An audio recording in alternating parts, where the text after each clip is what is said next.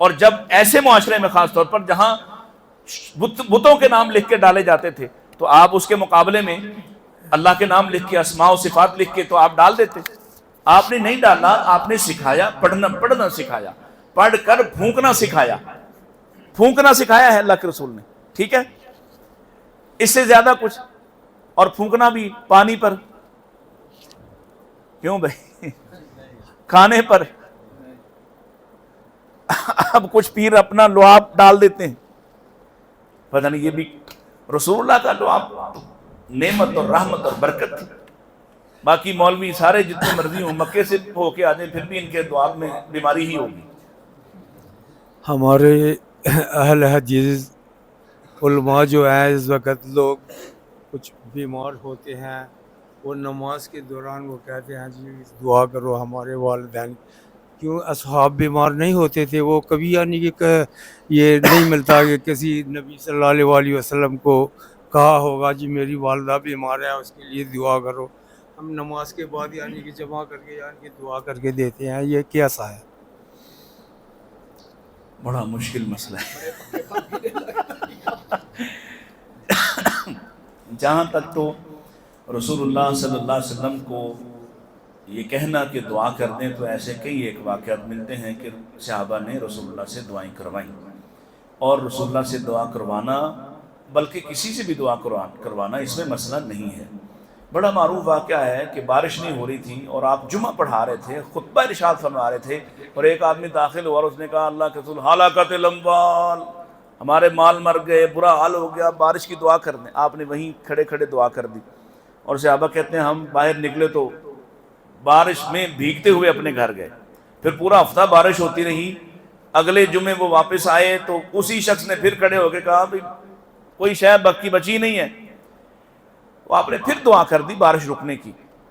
بات یہ ہے کسی چیز کو آپ رسم نہ بنا لیں, اور جو جہاں گنجائش ہے اس گنجائش کو ختم بھی نہ کر لیں.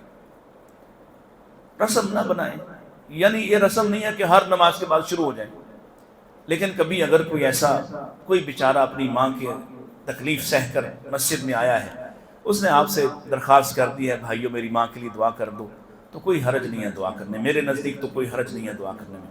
لیکن آپ اس کو عادت بنا لیں اور اسے لازم کر لیں کہ ہر نماز کے بعد جیسے انہوں نے کیا ہے بھائیوں نے, وہ ٹھیک نہیں ہے.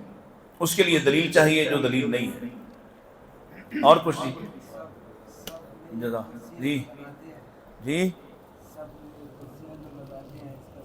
کیا کہتے ہیں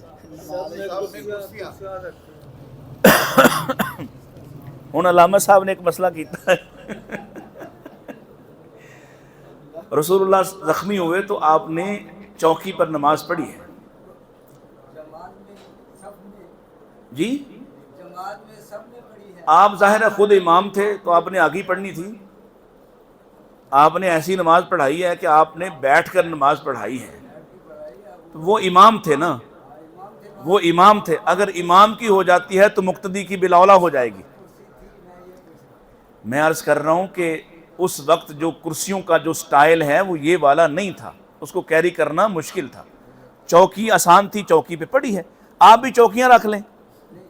اب میں آپ کو اپنی بات بتاتا ہوں, ہاں میں آپ کو اپنی بات بتاتا ہوں. میں 11 سال سے ایک تکلیف کا شکار ہوں, ٹھیک ہے. میں برابر کھڑا ہوتا ہوں تو میری یہ ٹانگیں جو ہیں یہاں سے سن ہو جاتی. ابھی جیسے میں بیٹھا ہوا ہوں تو یہاں تکلیف شروع ہو گئی ہے. اب یہ بات کوئی دوسرا بظاہر مجھے دیکھے گا, وہ کہے گا یار مولوی ہٹا کٹا اور بیٹھ کے نماز پڑھ رہا ہے. ہر آدمی خود فیصلہ کرے گا. اگر وہ نیچے بیٹھ سکتا ہے تو یہ سب سے بہتر ہے, نیچے زمین پہ بیٹھ دے. اگر وہ نیچے نہیں بیٹھ سکتا, آپ مسجد میں نہ رکھیں کچھ کرسیاں, آپ چوکیاں رکھ دیں, وہ جو بغیر ٹیک کے ملتی ہیں وہ رکھ لیں, 2-4 رکھ لیں جو آپ کو پتہ ہے روٹین میں بیمار لوگ ہوتے ہیں. لیکن وہ میں ڈھونڈتا ہوں, مجھے پتہ ہے آپ نے ایک مسئلہ کیا ہو جی. مختصر قسم کے چوکیاں ملتے ہیں لیکن وہ ہم سوچتے نہیں, یہ چوکی جو ہے نا اتنا 2 بندے کی جگہ. ہاں اس کو شارٹ کر لیں.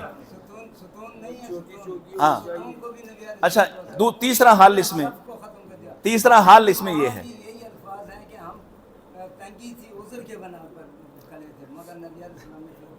آپ میری بات سن لیں.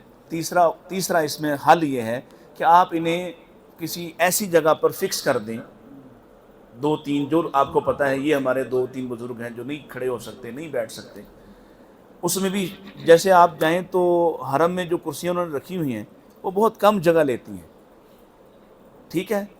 مسئلہ پھر وہیں آئے گا کہ وہ جو شخص نماز پڑھ رہا ہے نا وہ فیصلہ کرے گا کہ وہ کتنا مجبور ہے, وہ کرسی پہ پڑھ سکتا ہے یا چوکی پہ یا زمین. اگر زمین پہ بیٹھ کے پڑھ سکتا ہے تو بہت ہی اچھی بات ہے, اس کی دلیل بھی ڈھونڈنا نہیں پڑے گی, یہ تو رسول اللہ صلی اللہ علیہ وسلم سے ثابت ہے. بس میں یہی پوچھتا تھا, اگر اس کی ثبوت ہے, نبی علیہ السلام خود بیمار ہو چکا ہے, صحابہ بھی ہو چکے ہیں, تابعی بھی ہو چکے ہیں, اگر اس کی ثبوت ہے تو پھر ٹھیک ہے, اگر نہیں